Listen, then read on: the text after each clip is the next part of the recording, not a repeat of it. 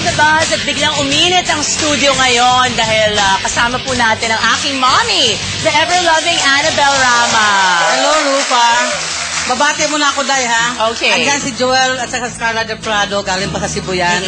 Weng of Dubai, maraming salamat sa mga tsokolate mo, Day. Vivian Fermin at Marikita Yong, nanood siya ngayon. Hello! At saka si Mariano Peña, yun lang. Ayan, so mahanda ka na ba sa Top 10? Grabe, ang dami kong pinagbabawal kay mommy. Ready. Kaya ba't ikaw umupo sa harapan ko? Ang daming bawal. Sabi ko, Mom, my social friends are watching. Can you not give me shine? Ako, lahat ng mga bakya kong friends nanonood din. Lahat ng mga fans ko nanood sa akin ngayon. Excited sila. Wow! In fairness. Okay, so ito na. Ready na tayo, ha? Okay. Top 10 question number 10.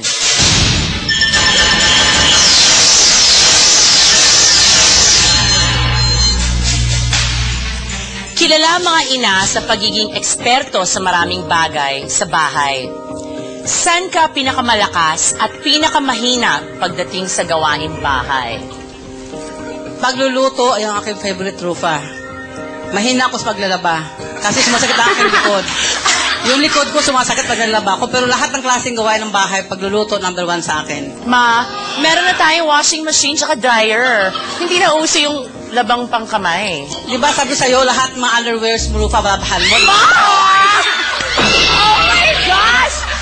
Nakakaloka ka, Ma! Kasi pinapalaba mo pa sa labandera. Of Dapat course ikaw. not! I wash my own, no? Okay. I never put it in the labahan. Oh my gosh! Don't tell lie, Rufa, okay? Nanonood pa naman si Mega. Alam mo, Ma, nakakaloka ka. Tita Boy, help me. Okay. Top 10 question number 9.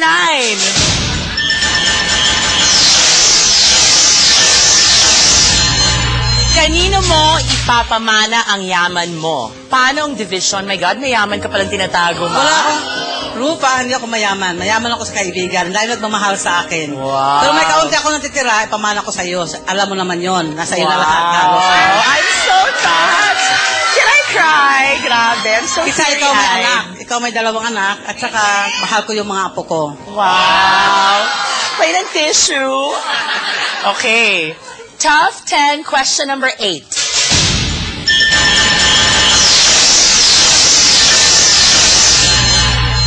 Ma, diretsang tanong. Totoo bang ang halaga ng teeth mo ngayon ay worth more than 1 million pesos? Papasalamat muna ako kay Doktora Shelo Adahar sa aming ngipin ng daddy mo. Napakaganda. Di ba ko mukhang bungi, Rufa? No! Kasi may gumagaya sa akin, mukha siyang bungi eh. Sino? Nandito sa TV last week, mukha siyang bungi. Oh, Ma, careful! Okay.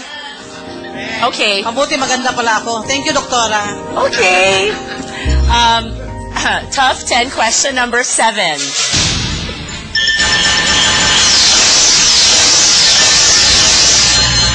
Sa palagay mo, sino sa mga apo mong sina Lorraine at Venice ang nagmana sa'yo? Venice, napakatapang ng batang yon. Nagmana sa iyo sa akin, Rufa. At saka kay Ilmas. Kaya imaginin mo na yung tapang ng batang yun, Rufa. Pero Okay? pag sweet naman, malambing naman siya. Malambing naman si Lorraine sa akin. Si Lorraine Venice, malambing. hindi. Hindi masyado. Oh my God, kawawa naman. I love you, Lorraine and Venice. Okay, tough 10 question number 6.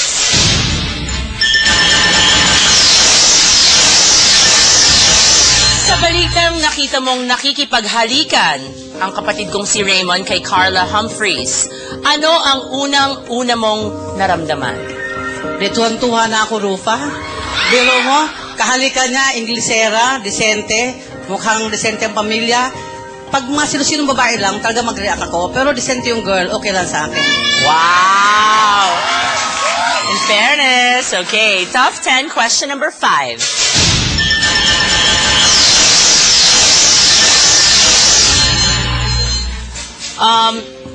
Yung totoo, ano to, nung lumabas ang article na may photo ng isang foreigner na fake na katabi ko sa US, ano ang unang-unang pumasok sa isip mo? Ako pala tong question na to. Nako, Eduardo, another PG ang kinukuha ng anak ko. Ano ba? Nasira, Ako pala tong question Nasira ang araw ko, you know that, Rufa. Tinext mo ako, di ba, pinagalitan kita. Yeah, but it was a fake photo, di ba? I don't care mo fake yun. Basta, another PG, sabi ko sa daddy Oh mo. my gosh! Nakakaloka ka ma. Okay. Top 10 question number 4.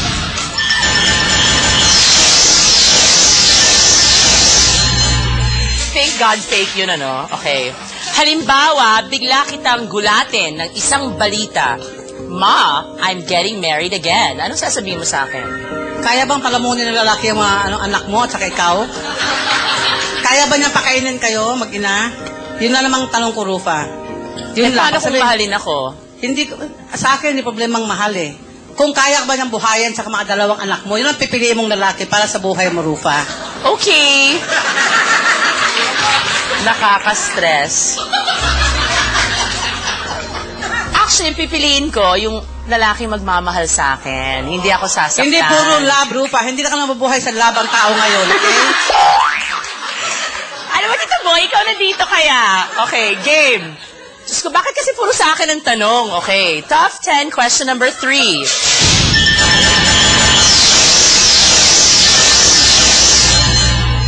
So, careful ka rin, ma, ha? Isang araw, paano kung biglang lalapit si Richard sa'yo, sabay sasabihin, Ma, sorry, magiging tatay na ako.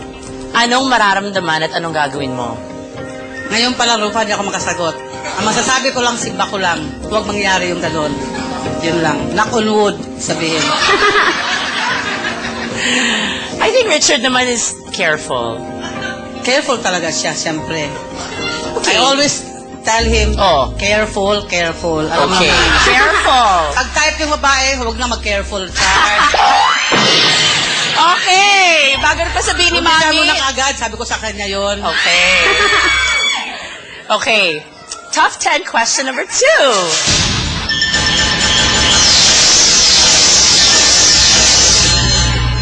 Kung kukwentahin lahat-lahat ng suot mo ngayon, magkano ang suma total? Lalaki ng mga diamonds mo naman, ma? Rufa, hindi ako nagko-compute, Rufa.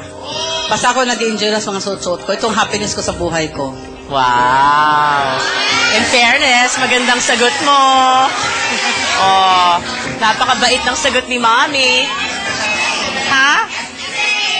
Estimate daw o gusto malaman ng fans. Wag na, grabe ka. O wag na, basta totoo lahat yan. Okay.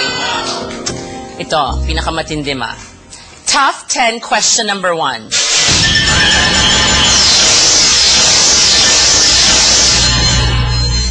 Kung gagawin ang life story mo, sino sa palagay mo ang nag-iisang may karapatan gumanap na ikaw? At ano ang magiging title na to? Actually, Rufa, para sa akin, nag-iisa lang Annabel Rama. Wala nang iba. Ngayon, kung may producer, interesado mag-produce sa buhay ko, that's the time, mag-iisip ako kung sinong babagay para sa akin. Kasi para sa akin, ako nag-iisa lang sa mundong ito. Wala nang iba. Ah, okay. Kaya alam mo kanina, nagbe-breakfast kami, sabi ni Mami, sino kayang gaganap ng Annabel Rama pag ipapapelikula yung buhay ko? Sabi ni Mami, Lahat ng bilanggit mo, hindi ko gusto dahil. oo nga, wag mo na banggitin. Wala siyang karapatan, okay? Okay, anyway. Sisikat pa siya, Oo hayaan mo nga, na so siya. hindi yun yung point ko. Ang point ko, sabi ni Daddy, ay, sino ba magano? Sino ba ang gusto mag-produce ng movie mo? So ito pala yon kasi nandito pala siya, kaya ka nag-iisip. Yun lang Anyway, yun. thank you so much, Ma, for guesting. Napaka-exciting naman, yun lang, wala na. Yes, today's happy thoughts, very fun. Bitin ako, Day, bitin ako. Bitin ka?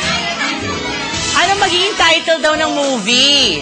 Ang gusto ko lang, Monster Mom 2. Wow! Okay, thank you so much, Okay. Ma, for guesting on Okay, the Rupa, show. okay. Good sport ka. At kahit hindi ko gusto yung ibang sagot mo, okay lang din, dahil Mami kita.